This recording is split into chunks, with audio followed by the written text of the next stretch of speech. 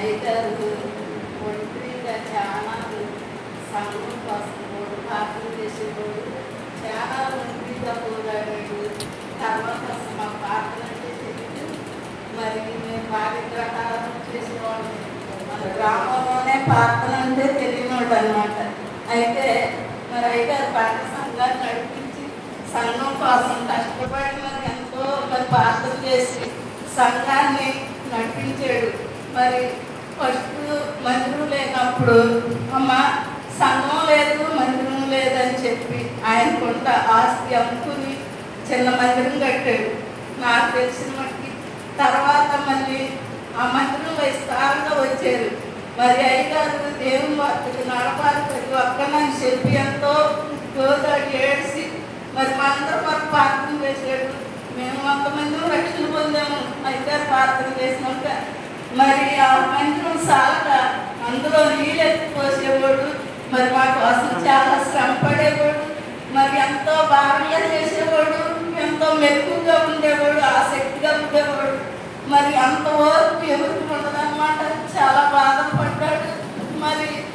మరి ఆయనకి బిడ్డల గురించి భార్య గురించి మరి ఎన్నో కష్టాలు పడ్డాడు. జరగని పరిస్థితుల్లో కూడా సంఘాన్ని వదిలిపెట్టలేదు.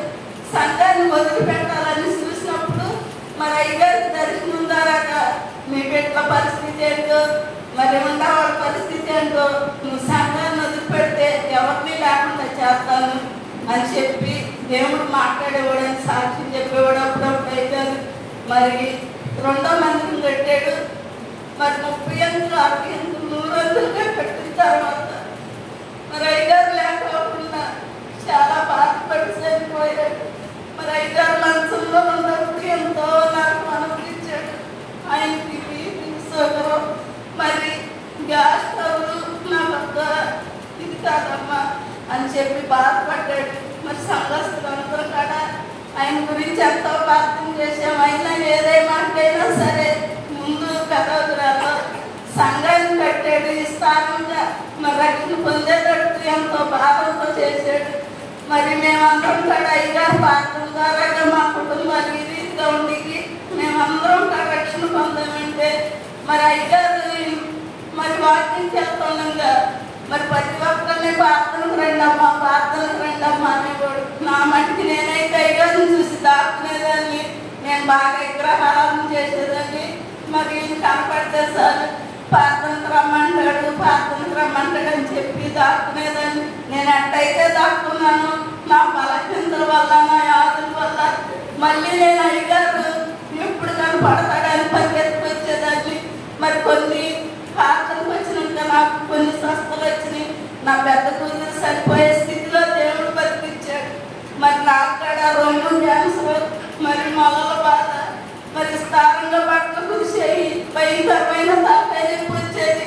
మరి నేను దేవుని సన్నిధిలోకి వచ్చి ప్రార్థన తండ్రి చెప్పినప్పుడు ప్రార్థన చేస్తే నాకు అవన్నీ స్వస్థ ఇచ్చాడు దేవుడు. నేను సంఘంలో ఈ రీతిగా నిలబడతాకి ఆయన ప్రార్థన బట్టి మాకు దేవుడు అంటే తెలియని వాళ్ళకి దేవుడిని ఇలా తెలుసుకోవాలని నేర్పేవాడు. మాకు ఈ రీతిగా మమ్మల్ని నిలబెడతాకి ఆ రోజు నుంచి ఈ రోజు కూడా సంఘాన్ని వదిలిపెట్టి మేము లేవు. మరి ఇంకా అభివృద్ధి పడేటట్టు మరి ఇదే బాబు యవనస్తుడు సుమలత యవనస్తురాలే మరి వాళ్ళ గురించి కూడా ప్రార్థన చేస్తాం. ఇప్పుడు కాడ అబ్బాయి కాడ ఎంతో భారంతో చేస్తున్నాడు. అయ్యగారు కన్నా ఎక్కువ భారం పెట్టుకుంటున్నాడు. మరి అబ్బాయి గురించి అమ్మాయి గురించి వాళ్ళ కుటుంబం గురించి ప్రార్థన చేస్తాము. మరి అబ్బాయి అయ్యగారు వస్తే ఎంతో మరి అయ్యండి అయ్యగారిని